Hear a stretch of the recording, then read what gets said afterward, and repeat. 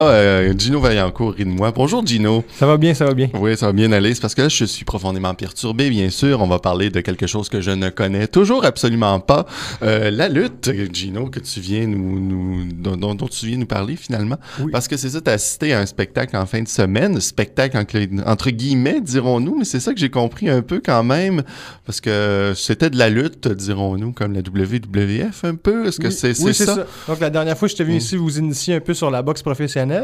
Là, vendredi dernier, au Centre des loisirs de Montcalm, il y avait un spectacle de lutte, si on veut. C'est une troupe de spectacle extrême, si on veut. Là. C'était donc de la lutte semi-professionnelle qui avait lieu le vendredi dernier.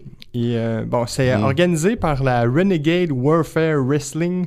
C'est donc aussi connu sous le nom de R2W. Mais ça, est-ce que c'est un organisme de Québec, cette Oui, c'est une organisation ouais? qui vient de la Rive-Sud, qui va fêter ses 5 ans au mois de septembre prochain. Et puis qui offre... Bon, j'allais là-bas avec beaucoup de curiosité. J'anticipais un petit peu là, le spectacle. Je suis allé avec une de mes amies pour voir sa perception en tant que fille d'un combat de lutte. Moi, personnellement, je ne suis plus la lutte depuis longtemps. La dernière fois que j'ai assisté à un combat de lutte, j'avais 6 ans. C'était au Colisée de Québec et j'ai vu Hulk Hogan se battre contre Kamala. Donc, ça fait longtemps. Ça fait longtemps, effectivement. Et j'avais toujours gardé un bon souvenir de la lutte, mais j'ai jamais suivi. Je sais que la lutte a beaucoup évolué côté technique. Il y a eu des grands champions comme Shawn Michaels et tout ça, mais je connais vraiment rien de la lutte. Alors, j'allais là-bas par curiosité. Quand je suis arrivé sur place, j'ai eu comme une petite peur. Une petite peur parce que c'était dans un petit local. Il y avait, la reine. Et puis, à quelques mètres, là, il y avait peut-être de la place pour 100-150 personnes au maximum. Et puis, t'as-tu déjà vu le film Le Lutteur avec Mickey Rourke? Non, j'ai entendu parler de moi, mais je l'ai pas vu, non? L'ambiance, ça ressemblait un peu à ça. Est-ce que ça met de l'ambiance, 150 personnes, justement? Est-ce que c'est assez pour créer... Parce que me semble, pour la lutte, quand même, étant donné ce côté spectacle qu'il y a toujours là-dedans, ce côté un peu faux, faut que le public, quand même, soit dedans pour faire lever le spectacle, là. Le public est très dedans. Le public est très dedans, embarque facilement. Ce qui m'a surpris, c'est toute la mise en scène. C'était exactement comme dans mes souvenirs, comme à la télévision. Arrive le lutteur avec son habit coloré, des fois un peu bizarre. Et puis, soit avec les applaudissements ou bien la huée du public. Puis, le combat commence et chaque lutteur arrive avec son gérant. Oui. Comme un peu dans le temps. Soit c'est une fille avec des tatous, et puis, ou bien soit c'est un homme d'affaires avec une barbe et une lunettes fumées, comme vraiment la WWF qui est aujourd'hui la WWE. Alors, c'est ça. Le premier combat commence. C'est un jeune type qui doit avoir dans la vingtaine, qui doit faire peut-être 150 livres, contre un grand gaillard qui doit faire 250 livres. Donc, là, on commence. Mais là, ça commence avec des sauts de la 3e corde, des projections, des grosses techniques tirées par les cheveux. Exactement comme la WWF. Puis, la collègue avec qui j'étais a tout de suite embarqué. Ça nous a pris juste un combat pour nous séduire puis embarquer. Donc, c'était quand même très agréable. On a pu voir 4-5 combats. La finale était avec... La finale était avec Judas contre Michael Style. Et ça s'appelait... C'était... Moi, j'aime toujours ces noms-là. Ouais, c'est ça, c'est de la lutte. Hein? C'est de la lutte. La finale, c'est ça. On appelle ça un combat de table. Alors, il y a 2 tables qui sont cachées en dessous de l'arène. D'accord. Et puis, durant le combat, il y en a un qui va aller chercher sa table. Va aller chercher une table. Mais il y en a 2. Il y en a 2. Okay. Donc, là, qui met la table puis qui doit le passer à travers la table. C'est quand même assez impressionnant quand même parce qu'on voit ça à la télévision puis on se dit que c'est des professionnels puis ils doivent se faire mal un peu, mais bon, ça fait partie du jeu. Mais ce qui est aussi impressionné, c'est que, à l'occasion, il y avait des lutteurs qui traversaient l'arène puis qui se ramassaient dans la foule. Et puis, il y a un lutteur qui sautait de la 3e corde puis il faisait une technique dans la foule par terre à côté de nous.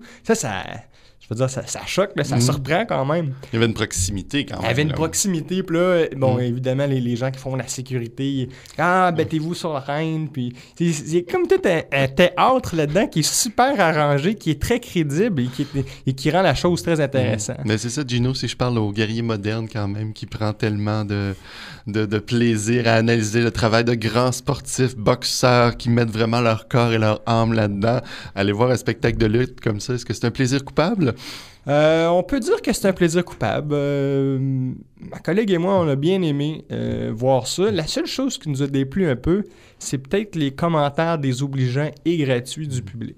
Public que je dois dire était de tous âges. Hein. Quand je dis de tous âges, vraiment d'adolescents à femmes de 80 ans.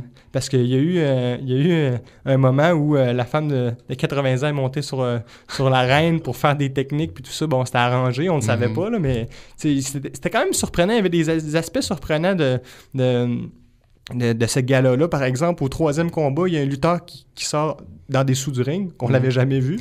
Puis évidemment, il vient frapper l'autre pendant que l'arbitre était distrait. Là, c'est un classique. Ben, on a vu ça m'a quand même un peu impressionné. Là, la fameuse chaise, bon, je sais pas si j'ai vu ça à la lutte. Là, pendant que l'arbitre est distrait, quelqu'un qui prête une chaise à l'autre, qui le frappe au visage. Mais ça frappe fort, là. Puis c'est des chaises en métal. Puis c'était une chaise, c'était une vraie chaise là, qui était à côté de moi, qui a pris. Puis quand on l'a remis à côté de moi, elle était bossée. Puis je me dis, ça doit faire mal. Il doit y avoir une technique, je présume, de frapper sur la tête que ça fait. Mais, ça fait moins mal un peu, oui. Mais bon, c'est ça. C'était quand même une bonne ambiance. Et puis, je suis vraiment surpris là, de la qualité là, des techniques qui ont été faites, du spectacle organisé. L'organisateur et propriétaire de cette ligue-là, c'est Jonathan Drapeau. Et puis lui, il a des ambitions de faire connaître ça.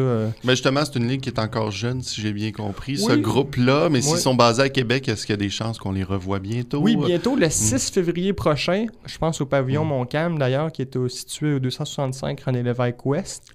Et puis, bon, ça continue, ça évolue. Et comme je vous dis, si vous aimez là, l'ambiance de hockey ou du rouge à or, tout ça, vous allez peut-être aimer ça. Encore là, on n'a pas de contrôle sur le commentaire qui se dit dans la foule. Mais non, mais c'est bon... Je me suis bien bidonné. C'était bidonnant. Et c'est Bum au Grand Cœur-là, en plus, avait décidé d'offrir les profits de la soirée aux gens en Haïti. Donc, c'était une bonne occasion aussi. Oui, il y a plus de 300$ qui ont été remis à la Croix-Rouge. Et d'ailleurs, il y a un lutteur, Giovanni François, qui est haïtien d'origine. Alors, lui, il compte se présenter là-bas prochainement pour aider sa famille, parce que sa famille est toujours là-bas. Donc, c'est ça. C'est ce qui était pour le gala de lutte de combat par table, de combat de table. Alors, on surveille ça. Si vous voulez savoir plus d'informations justement sur cette ligue-là, r2wrestling.com.